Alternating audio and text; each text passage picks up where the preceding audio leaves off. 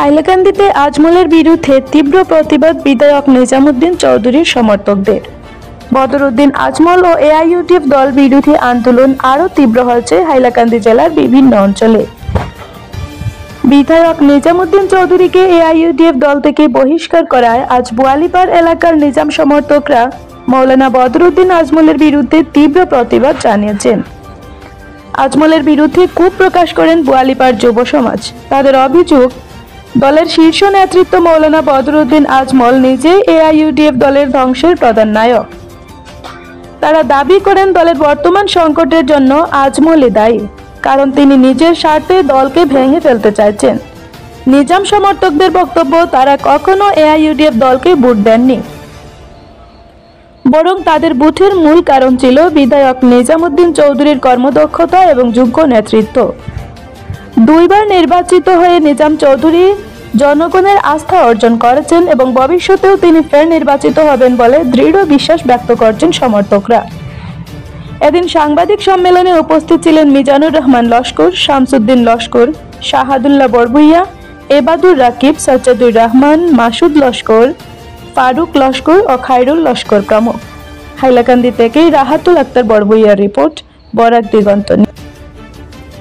নিজামুদ্দিন চৌধুরীকে ইউডিএফ থেকে বহিষ্কার করা হয়েছে, এই জন্য আমি দুঃখিত এবং তাহাকে ধিক্কার জানাই। বদরুদ্দিন সাহেবকে ধিক্কার জানাই। এমএলএ সাহেব যে নিজামুদ্দিন, তিনি সব সময় মানুষের পাশে আছেন এবং কাজ করেছেন। যে গভর্নমেন্টের পয়সা থেকে যদি পয়সা না হয় তাহলে তিনি তার নিজ পকেট হইতে দিয়া দিয়েছেন। এইরকম বিভিন্ন কাজ তিনি অঞ্চলে করিয়া দিয়েছেন এবং অনেক মানুষ তাহান পপুলার তাহলে ভুলিতে পারেন না। এই হিসাবে আমি বলছি যে তাকে এহেন অবস্থায় দল তাকে বহিষ্কার করায় আমি নিজে দুঃখিত এবং এটা ধিক্কার জানাই। আমরা বোয়ালিপাড়ের যুব সমাজ থেকে আমরা বলতে চাচ্ছি যে আলগাপুরের সম্মানিত বিধায়ক হাজী নিজামুদ্দিন চৌধুরী সাহেবকে যে ইউডিএফ দল নিলম্বন করেছে, তার জন্য আমরা ইউডিএফ পার্টিকে ধিক্কার এবং নিন্দা জানাচ্ছি।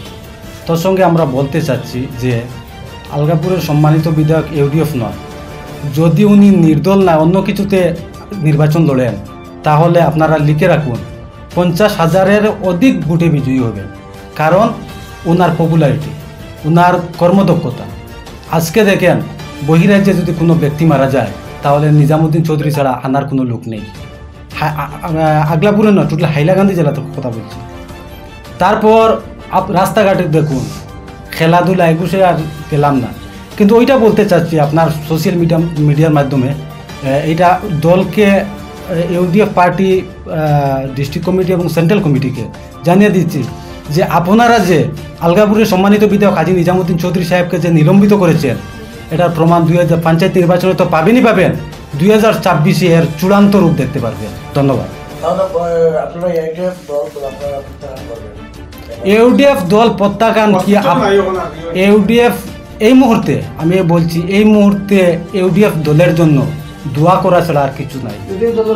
ইউডিএফ এর জন্য প্রেজেন্ট এই দলের তো লোকে নেই, কিছুই নেই, এমন অবস্থা হয়ে যাচ্ছে। কারণ কি?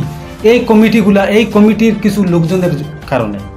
তো এই দলের আদর্শ নিয়ম নীতি বলতে কতটুকু আছে বা কতটুকু নাই এটা আমি আমার জানা নাই, কনফিউশন।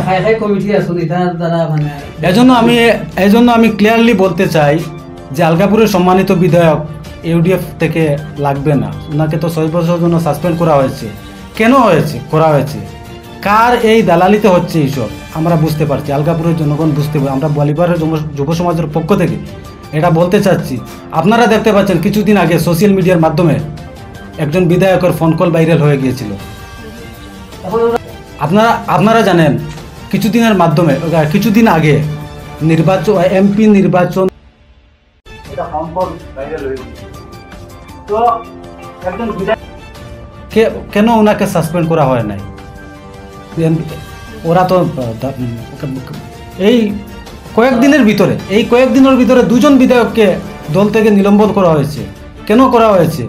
একজন বিধায়কের, আমি মানে একদম বলতে চাইব, একজন বিধায়কের দালালি করছে এই ডিস্ট্রিক্ট কমিটি, এটা 100% শিওর। বলছি এট প্রেজেন্ট ইউডিএফ দল প্রথমে তো ছিল ঠিকই আছে, কিন্তু এট প্রেজেন্ট ইউডিএফ দলটা একটা মানে কি বলবো, দালালরা যে আপনারা হাইলাকান্দিতে জেলায় দেখতে পাচ্ছেন বা দেখছেন আপনারা, যে একজন বিধায়কের ফোন কল ভাইরাল হয়েছিল, ওনার সম্বন্ধে কথা নেই, বাকি দুজনকে সাসপেন্ড করা হয়েছিল। কেন করা হয়েছে? কার কার পরামর্শ মোতাবেক করা হয়েছে? আলগাপুর হাইলাকান্দির জনগণ বুঝতে আর বাকি নয়। এইসবের প্রমাণ ওনারা তো পঞ্চায়েত নির্বাচনে পাবেনই পাবেন, এবং 26-এ ওনারা চূড়ান্ত রূপ দেখতে পাবেন। তবে আপনাদের মাধ্যমে জানাতে চাই যে ওনারা ডিস্ট্রিক্ট কমিটি দাবি করেছে বিধায়ক নাকি 1000 ভোট পাবেন না।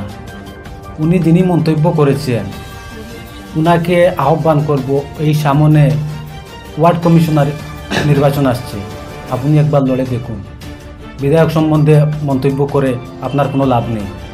আর আমি এইটা বলতে চাচ্ছি, বা একটা ইনশাল্লাহ নিশ্চয়তা দিয়ে বলছি, আগামী নির্বাচনে ইউডিএফ দল লাগবে না, কোনো দল লাগবে না, ইউডিএফ দল লাগবে না, কোনো দল লাগবে না। বিধায়ক যদি নির্দলে প্রতিদ্বন্দ্বিতা করেন, ইনশাল্লাহ আগলাপুর কাটলিছড়ার জনগণ ওনাকে 50,000 ভোটে জয়ী করবে।